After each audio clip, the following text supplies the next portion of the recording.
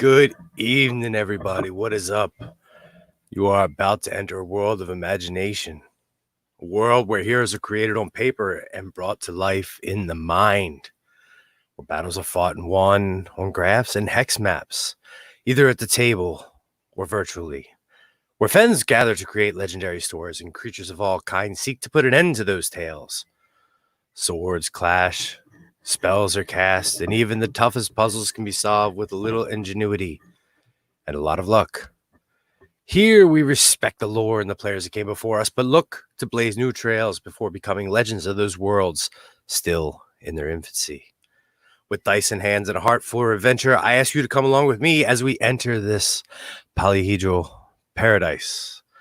Good evening, everybody. What is up? Welcome to Polyhedral Paradise, a D&D lifestyle channel. I am your host, Jason Preston, Dungeon Master Esquire. And tonight, we got a little bit of a mismatch of a show for you. So we're going to finish part 2 of the introduction to me speech that I'm sure you guys are really interested in seeing.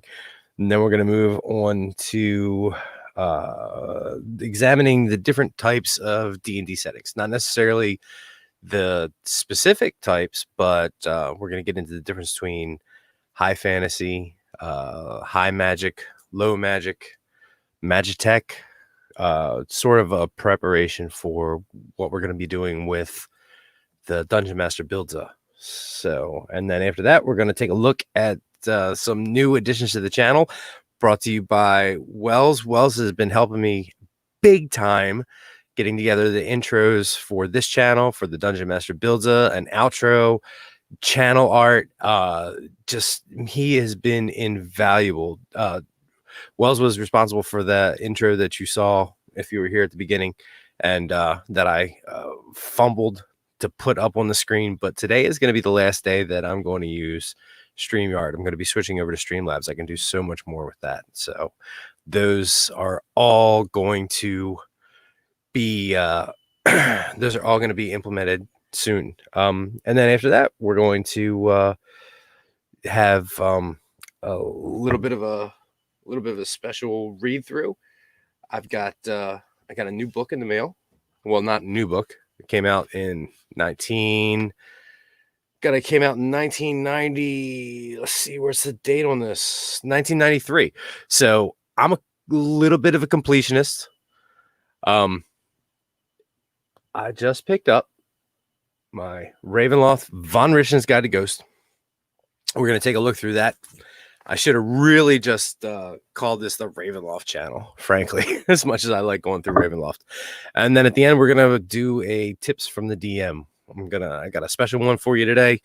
But first, let me say hi to everybody in the chat. Wells, my man, is here. What's up? Captain Pennsylvania. Also my man, Gray. Hello, young lady. Let's see who else we. Trev. What's up, Trev? How's it going? Nice to see you here.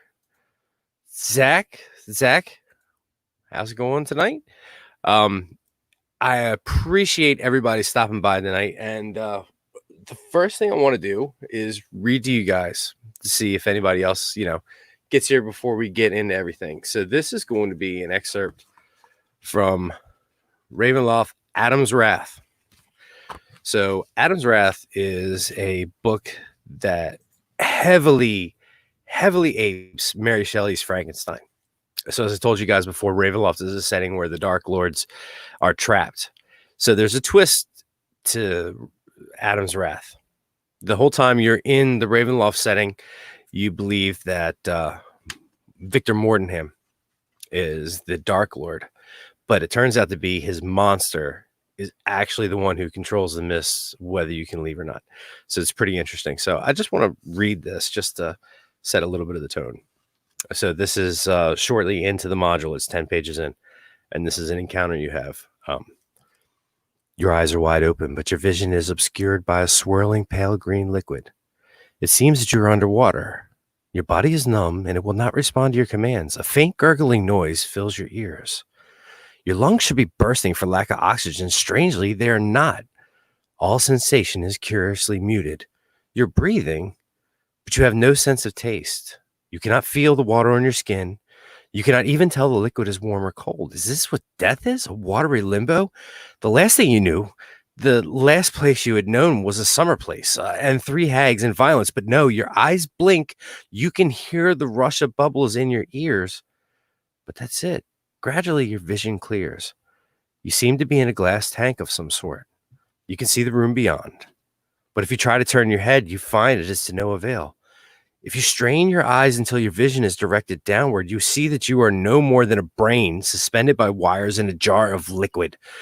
To the right and to the left, there on the counter beside you, jars containing other brains with eyes and ears attached. Their eyes turn to yours and widen in horror.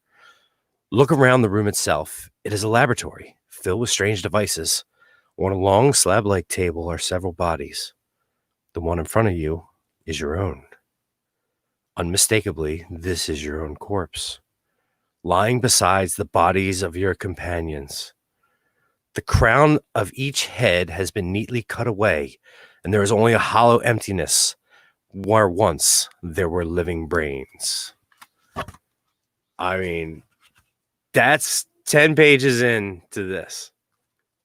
Adam's Wrath. That's the type of stuff you face consistently in Ravenloft. I can't tell you how much that setting is brutal and dangerous and deadly to players. Deadly. Yeah. So I mean that's a setting that you don't go into without prepping. I know, right? You just It is cool. So I mean, one time I'd like to do something in Ravenloft. So guys, I'm gonna finish up just going over like a little bit of what I did leading up to 2010, just to try to get the history of me out of the way, and then we're gonna move on to talking about the settings. So let's see what chapter I say. Zach, you guys went through enough. A little bit later on, does anybody want to come on and talk about what happened in our last session? If anybody's interested, just let me know. I'll pop the link up in chat. You can come on and talk about it. That'll be pretty interesting if people want to know about that. But so in I think we left off in 2004 to 2010. I played a lot. Started playing with a core group of Paul, Rachel, Mark, Judy, and my wife then, Kate.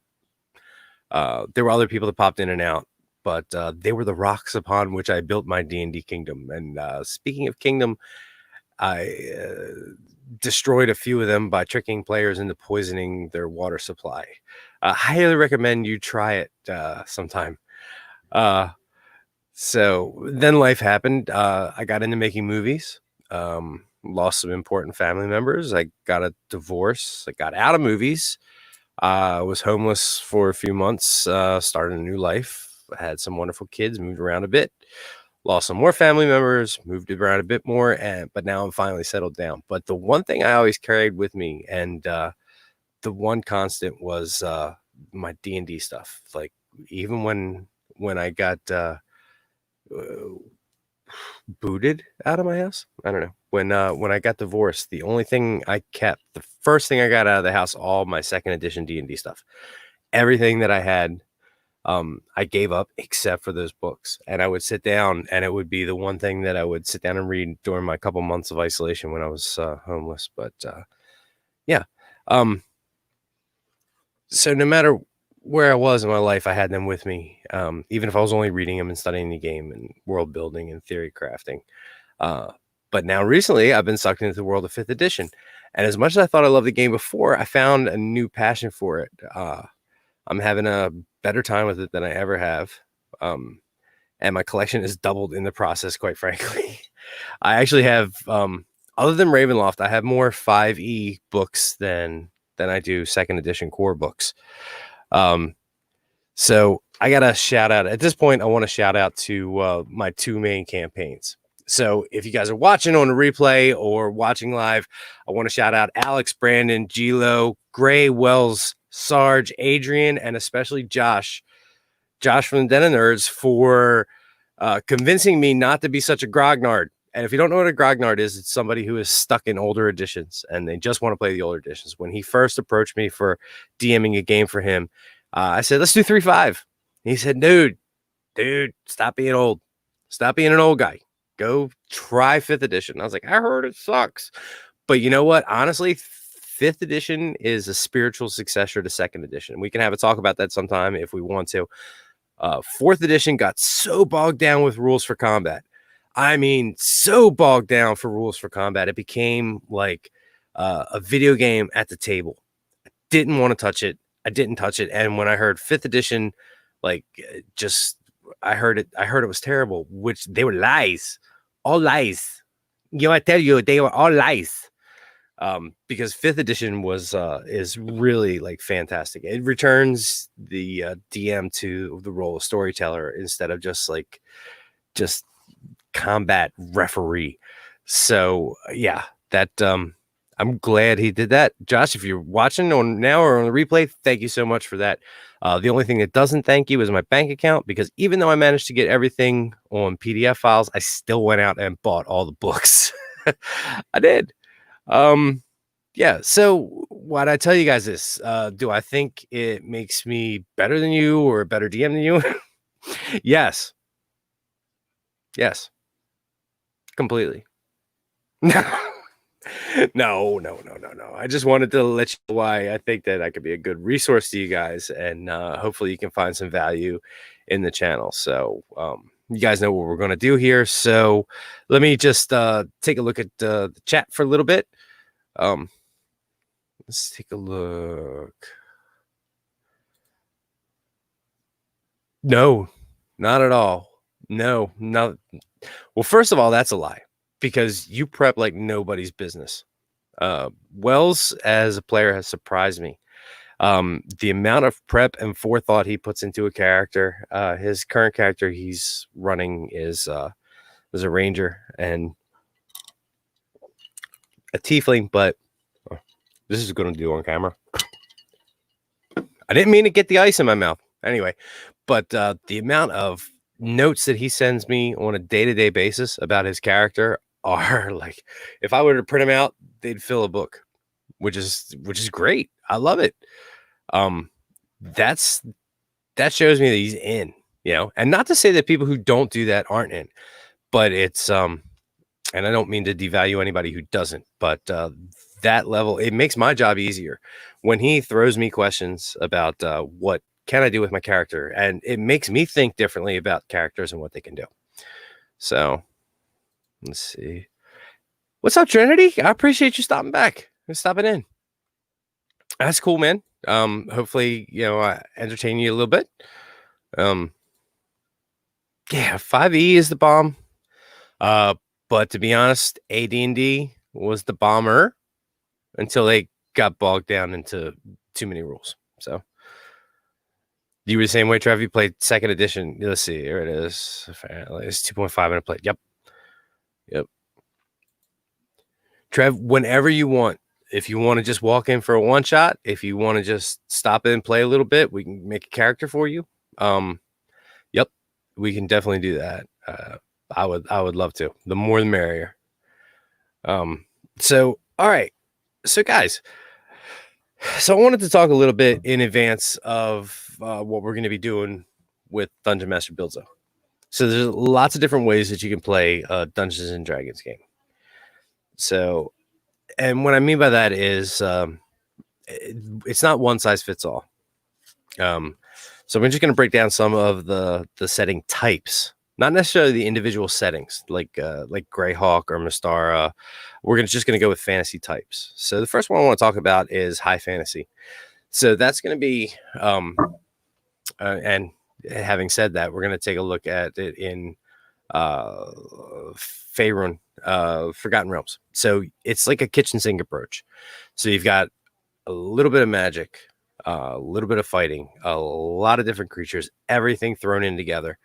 And it is the most inclusive type of setting. There isn't one thing that overshadows anything else. So it's very balanced setting. so that's like if you were just getting into it and you didn't know what you liked, that would be the best thing that you want to do. That would be what you want to try to do. Is play a high fantasy setting. So, all right, Trev, thanks for stopping by, bud. I'll catch you later. The second one let's talk about is a low magic setting. So this is going to be very much real world, based in the real world. A lot of real world type of combat, a lot of swords and crossbows and bow and arrows, and your wizards and your magic users are going to be few and far between. Your healing is going to come from real world means, healing kits, finding long rest, short rest. You're not going to have a lot of magical backup. Your clerics are going to be depowered. And like I said, your magic users are going to be something that are like really highly sought after. This is good for people who want to have a real world feel to their game. And the setting that I would, the Greyhawk setting probably most exemplifies this. So it was very real world and grounded. So that might be something that I personally don't think this day and age too many people would be interested in that. That's like your old world, like battle gamers. We're probably interested in that a whole lot. The next setting is a high magic setting. So high magic setting, there's going to be magic all over the place.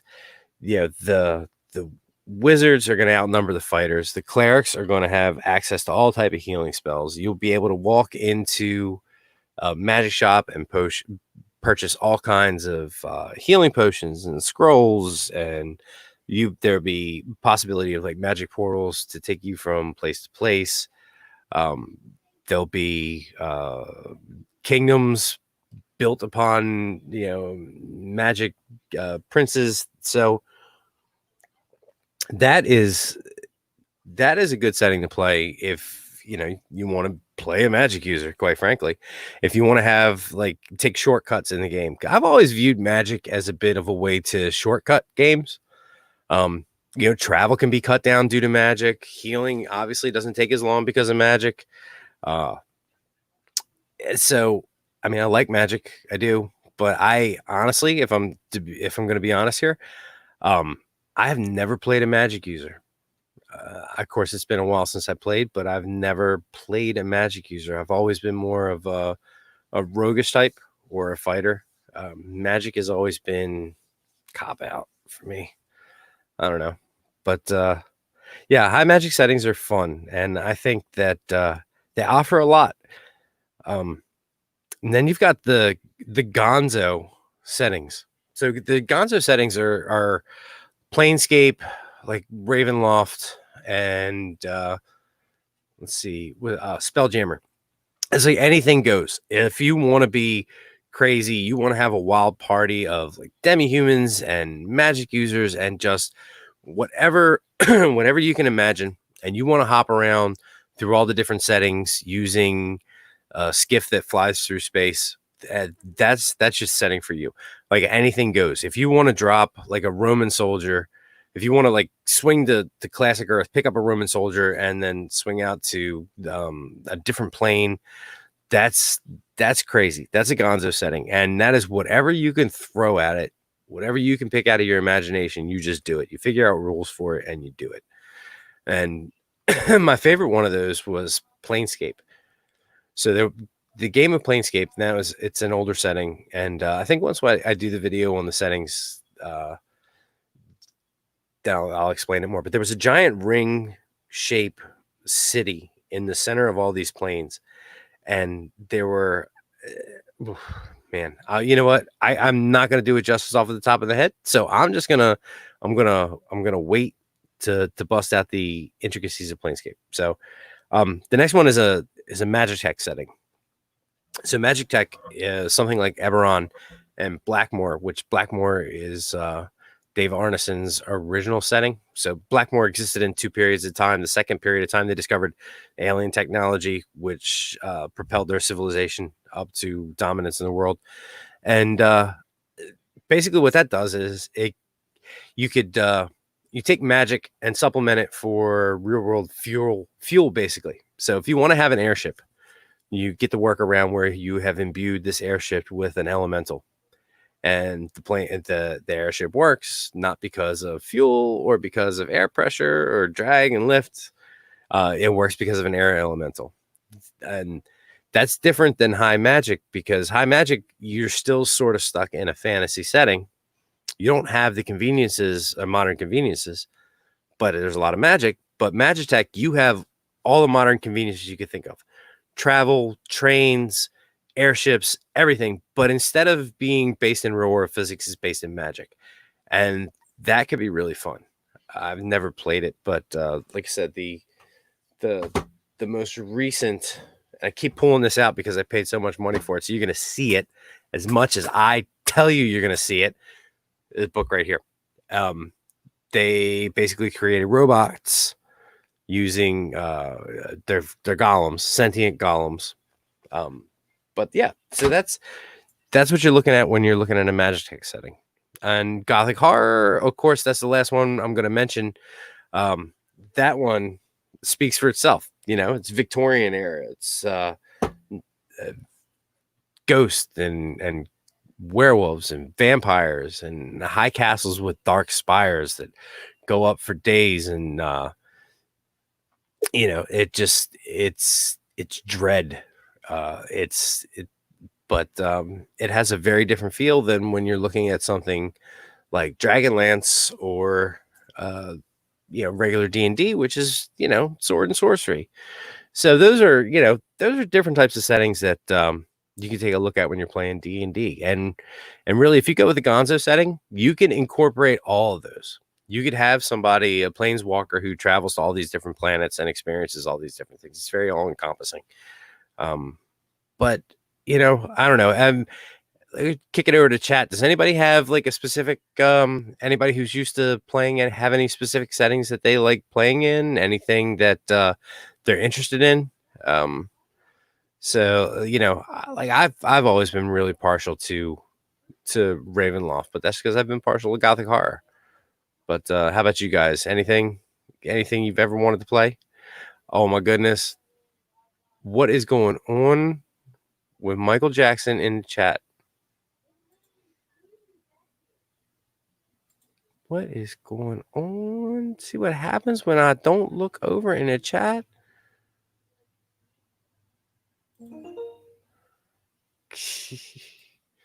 You are cute, Lavas.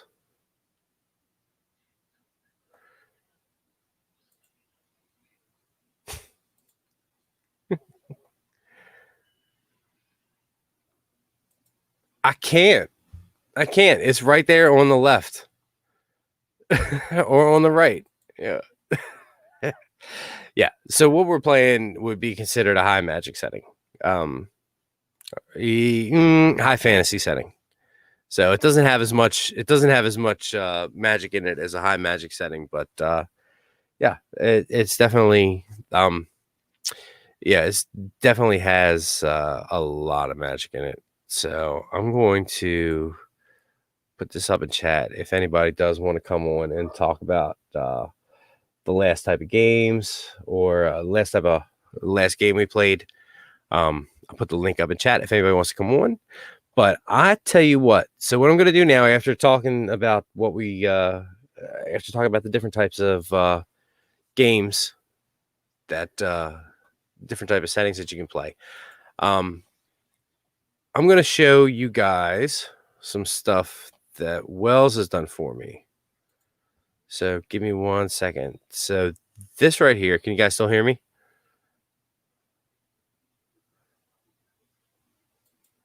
So this is going to be the opening for this particular show. Can you guys see that?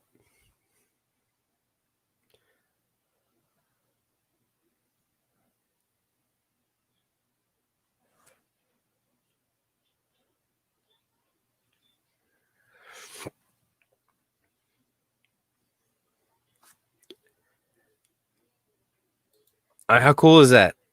That is neat. That is really neat. Wells, I can't thank you enough for working on that, man.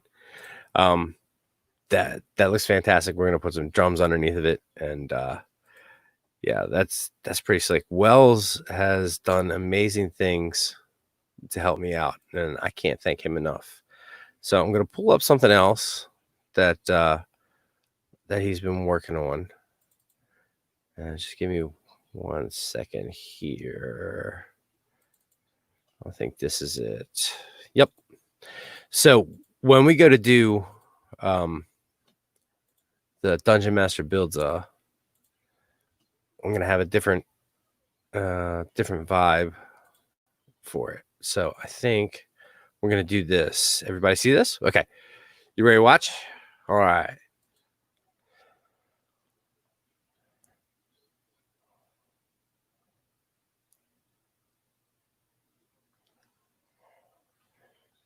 Boom. I mean, that was a surprise when he gave that to me today. That was cool. That was really cool. What's everybody think? Let me see in chat. You guys like that? You think that's neat? It's gonna be good for the Dungeon Master Builds a show? Yes, yes, yes. This is correct. This is the truth. Also the truth. Driving me wild. Driving me wild. As if you didn't know. So I got one more thing I want to show you guys. Let's see. And this is going to be the end stinger. Yep. So apologize, guys. I'm not used to doing the screen share stuff. I'll get better at this as we go along. Especially once I move to Streamlabs. Okay, so this is going to be at the end of the videos.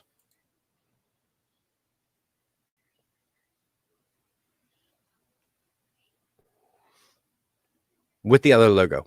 What do you guys think? Do you like that logo versus the other one? Because let me show you.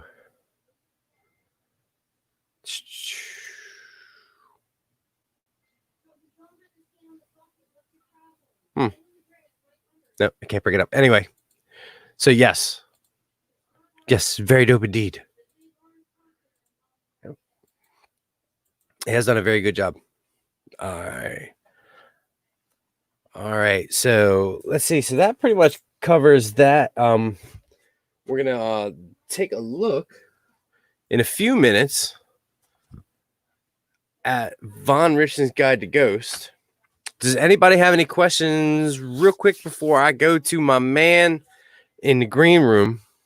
Captain Pennsylvania is on hold. Of course, he's away from his desk right now. And once he comes back, but let's see.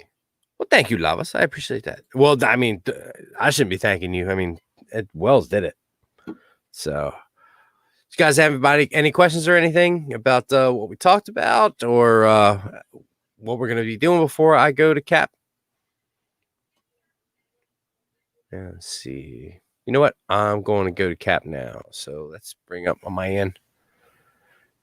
Oh, yep. He said, hold on a second. So we're just gonna back out for a second. So let me talk a little bit about the Ravenloft setting.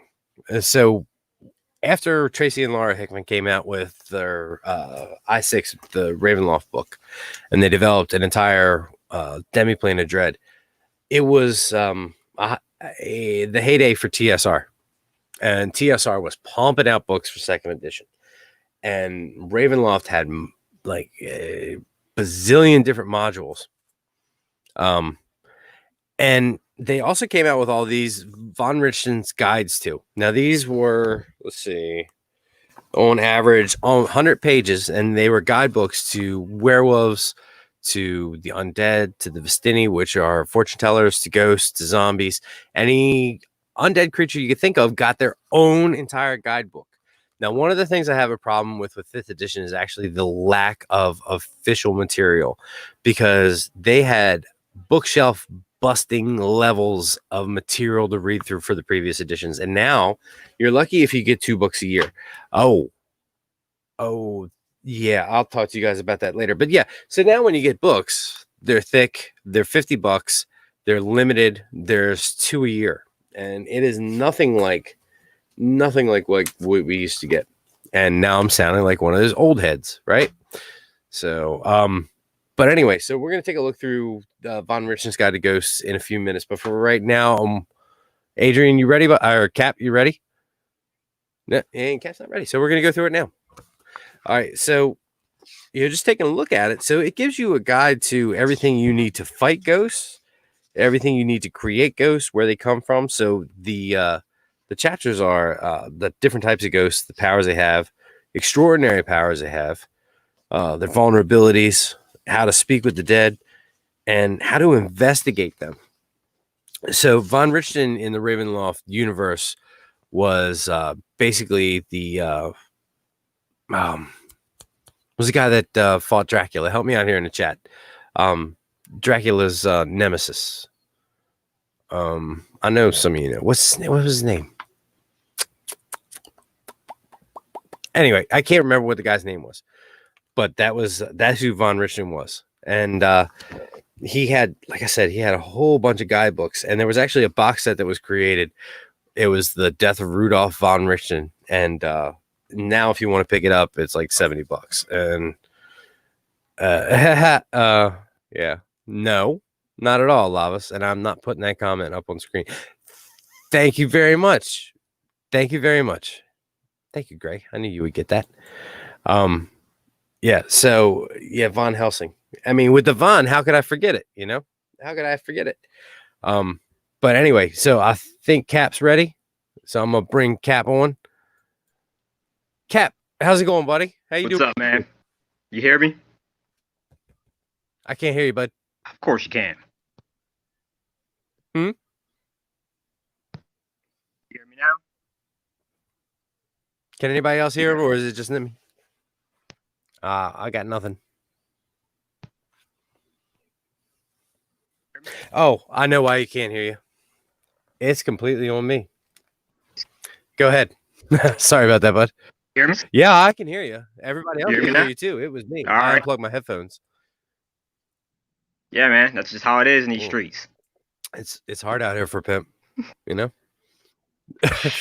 Especially after what you did last game, man. Oh man, you wanna set the scene and go ahead and talk about it? Oh, I would love to, but where do I start? I think it might have been when the dude tried to make me play the card game, and the price is my soul. So, of course, any regular guy is going to say no. You would think that. Mm-hmm. You would think so. You said no. You would.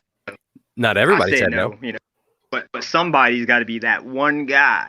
That one guy. Come on, that somebody. You know who you are. I'm talking to you. Wells. Yeah. Yep. Well, so let me just set the stage. So early on in the campaign, the crew was in a halfling bar, and there was a gentleman behind the bar. There were two guys who were sitting down playing a card game, and they were staring at their hands and weren't moving and just focused intently on their cards. Everybody else in the bar was moving around and doing stuff, but these two guys were focused, laser focused. The guy behind the bar goes over to Bronan, which is Adrian's character, and offers him a game for real stakes, and the entry price is your soul. Of course, he says he is not messing with no dark magics, and that was a smart move. So later on, they had gone through some things, and we had some downtime, and two other gentlemen, Solomon and Neat, decided they were going to go sneak back to the card game, and they bought their way into the card game. And unbeknownst to the rest of the crew, they got stuck and sucked in. So they went through this whole rigmarole. And actually, might I add, unbeknownst to them, they got stuck in the we card didn't know. Nobody knew. And we didn't know. So they got stuck in the card game. But what happened on their side mission is they went through it, spent a week there, came back out, and met back up with Bronan and Zestra. So the next time we got together, we we started running the campaign. We went through like everything was normal. And you want to tell them what happened after you guys all got back together? I do remember something about. Oh yeah, we went to this some magical place. Tells you how educated I am while we play. And there was I remember we had to get upstairs or something like that, but I just remember the void. That's the only thing I remember. So there's this attic or this upstairs room that has this rope. There's a rope in the room, you're going to pull it. I pulled the rope, and a set of stairs comes down. It's like an attic, but I decided to go up to this top of the steps and look around. Now, it's just darkness. It's a black hole. I do believe Solomon had a light spell, and everything lit up except the void. So in my barbaric mind, I'm thinking we got to go in that void. But the team, once again, hey, we got to tell you that same guy that did the deal also stopped me from taking Rowan's money. Yet he took that money. We'll talk about that. But anyways, team's like, hey, don't go in the void. And they were right. I'd have got lost. But so we didn't do that. I do believe it was Neat was outside. So I decided to jump out the window to go save him. Run up on the guy. He's terrified. I don't know what's going on. Obviously, there's magics out. So now I'm scared. I don't want to admit it, but I'm nervous. I'm sweating. I'm trying to make it through. So I back up, and then I see a devil dude. He's looking crazy. He looks like my dad 1 minute, So I'm terrified. Still don't say anything. I got a sword, so I got to look real tough, So long story short, we're on a boat. I remember me and Zestra were in the water, like dying or something like that.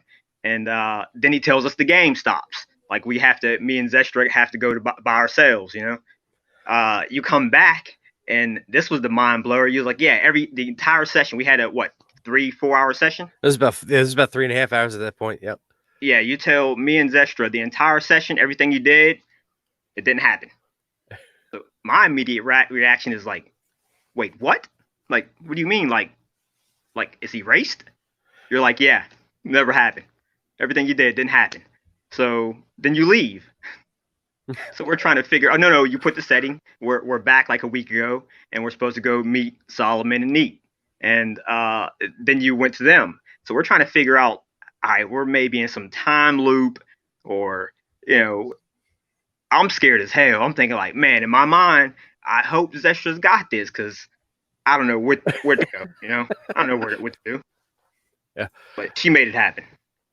Yeah. So what had happened was, before that, like the card game that they were playing, I'm gonna pop this one back up.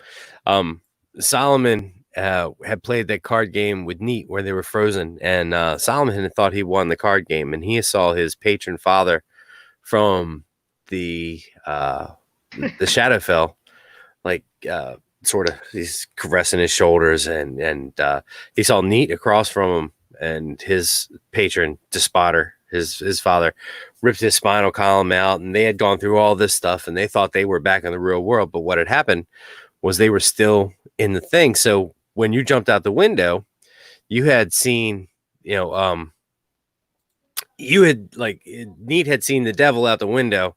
And yeah, when you guys were in, later on, you guys took the boat to the crags. We're skipping ahead here. But yeah, when you guys, Neat and Solomon saw you guys drown, and I pulled you guys out of the game, and I went back to them, they had no idea that they were still in the game. They thought you guys were really dying. And yeah, it was crazy bouncing back and forth because I told you guys to hold on. And when I was going back to them, they were freaking out and pulling their hair out, thinking they just got their friends killed. And then I went to you guys, and I was like, yeah, you're back at the beginning of the session. And Neat and Solomon have been missing for a week. Yeah, what do you guys want to do? I remember Zestra's first comment was, well, I'm not going back to the magic shop, that's for sure. Hell no. So, yeah. Any normal people would not go back to the magic shop. Makes sense, right? Mm-hmm. Oh, no. Yeah, definitely not. So then, yeah, once, it was interesting going back and forth. This was the fun thing. And This is the fun thing about being able to play on Discord, where I could have you guys in 2 separate rooms, and that both of you guys had no idea what was going on to the other one. Speculation when you were in the other room, the speculation to try to figure out like what was happening, that was what, man, that was exciting. Yeah, because we're trying to figure out like what is happening. You didn't tell us. You'd be like, hey, you're just in this, or that was a dream world. We didn't know anything. You just said it's erased. You're supposed to meet these guys. Right. So we had to figure out what happened. Yeah, and that was a fun thing. And so what happened when you guys finally found out where they were? Oh man, immediately. As soon as we found out they were at that card game, I already knew it. There was a reason I turned that down. You don't take things like that. So I was like, obviously their souls are trapped. So we went out there, in my mind was, we're going to go in there guns blazing. In my case, swords blazing. But, I cooled down.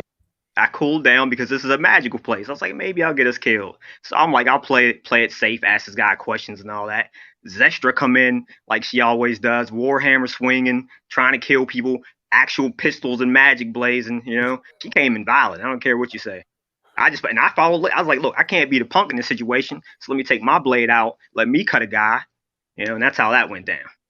Yeah, it was interesting to see that there was no debating once the guy kind of put his hands up and says, no, the souls are still up for grabs. He was adamant that we not stop that game. And then instantly I already knew, but I was going to figure like, we'll do another safer, maybe non-violent way to do it. And I'm the barbarian, mind you, Yeah. We're surrounded by magic users. You did. Great post up there. I blasted the bartender. She did. She brought the hammer down literally on his face. There. Yeah. That was fantastic. And the whole time I was bouncing back to Neat and Solomon, and they were freaking out, clawing at their eyeballs. And to them, they were on the water and they were soaked, and their ship was getting attacked, and they had the pilot of the boat was turning around and turning into a demon, and Solomon had pulled your bodies up onto a rock, and you guys turned into the demons, and their eyes were this big, and they're like clawing at their face, and that's when all of a sudden I was like, and there's a bright flash, and you guys are back in the room staring at your cards, and like it's rare moments like that. Like, yeah, okay, the whole session amounted to a big nothing, but you see that stuff in movies, but there's a rare times when you're a DM that you can actually sit back and manage to pull something like that off where it actually lands. And that was so much fun to do. And to watch your guys' reaction, and just like, that's why I love playing this game. You don't get that when you play a video game. You don't get those chances to have like this real in-depth, like, oh my God moments. And that's why I appreciated it. I had so much fun during that session, even though nothing really happened, but it did though, because it's going to be interesting to see how these experiences cause your characters to act differently moving forward, And I got to say this, man, as a gamer, I'll be 37 this year. I've been gaming since I was 5. I played a lot of games, video games, board games, whatever. Love games. Had a lot of great experiences. Spoiler, but when Aerith died in Final Fantasy VII, I cried like a little girl. She dies? Right now if I saw it. Cried, She dies? Man, died. So dead. No, what? Seriously? I'm in the middle of it. Oh, no, she don't die. She's good. She's cool, man. But anyways. Because I thought you just said I'm going to pretend. Obviously, that's somebody else. I was talking about Claire. Oh, okay. Resident or what's her name? Tifa. Yeah, with the bad hands. Yeah. Yeah. So anyways, out of all these great gaming experiences, I had the greatest gaming experience ever that night. Ever. We're still talking about it. Yeah. We can't get over it, man. So much. I know. I don't want this stream to turn into a toot our own horn, but I want anybody watching this to see that this is what you can do. Like, this is what the game can be for you, even if it's only for you and the 5 or 6 people that you play with. These are things that you find when you play at the table, and that's what you need. That's what you shoot for, So, okay, it may not make sense to a lot of people watching this, but I think the emotions of that can resonate with people. And I think you can see, like, okay, I may not know what happened to them, but I can find that with my group. I can find that with my group of friends and the people that I play with, whether it's online or in real life. And that's the real fun of this game. And it's not in the stat blocks, and it's not in the feats. It's in the interaction. It's in the mind. And like, that's the amazing part of it. And this stuff, and I gotta be honest, like I've been playing a while, and that was one of the more interesting things I've managed to pull off without anybody getting like tipped off. But it was fantastic. And you do end up talking about stuff like that for what, 2-3 days at this point now? We'll be talking until next Monday. That probably guaranteed, because that changed the whole landscape. That changed gaming for me forever. I'm a new man after Monday night. And Lava's put up, how y'all know you're not in the game anymore. Exactly. No, we talked about that. Exactly. We're inside games, inside other games, inside somebody's mind. Mm-hmm. Yeah. You can go levels deep. Deep out there. And that's the thing. Zestra mentions this. So she talks about her favorite character. That's the other thing. It's so hard when you do this and you get like super attached to a character, and you're like, I don't want to lose this character. I don't.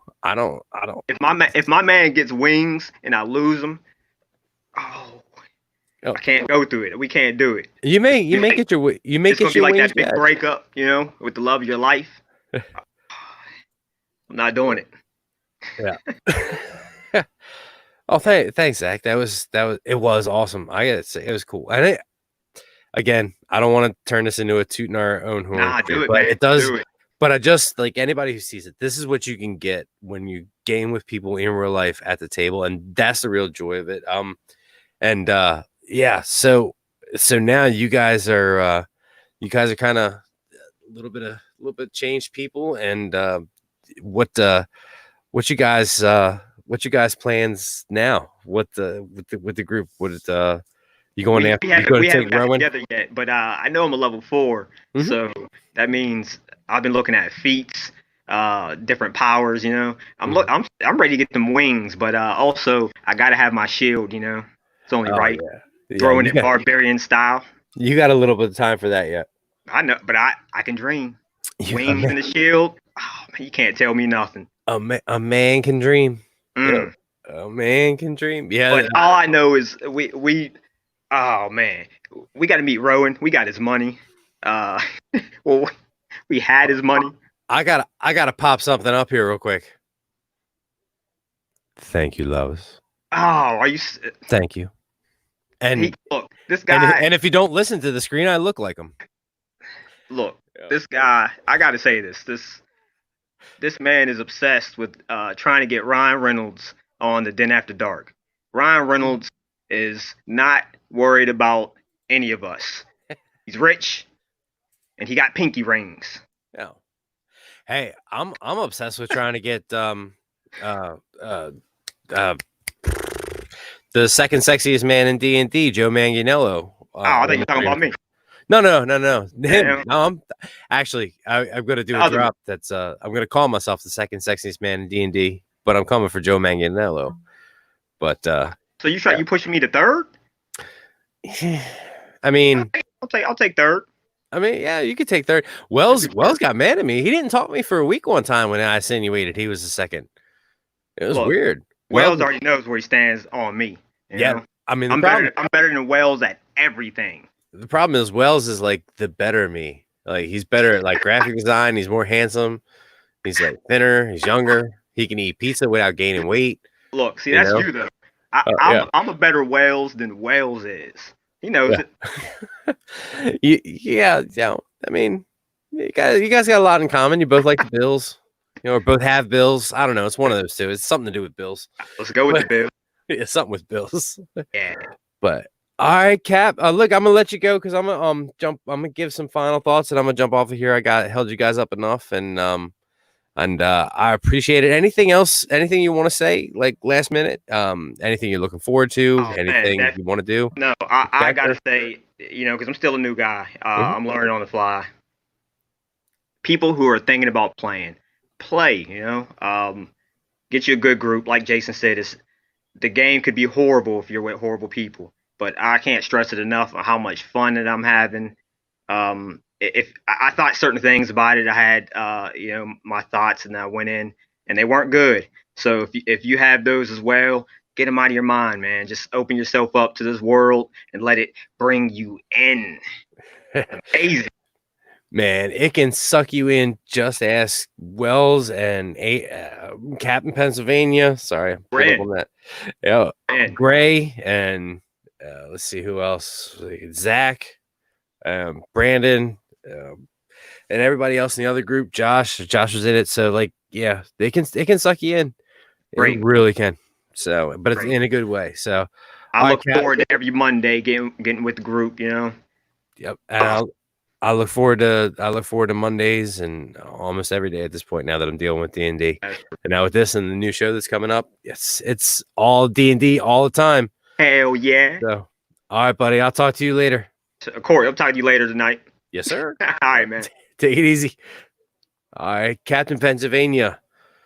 My man Bronan.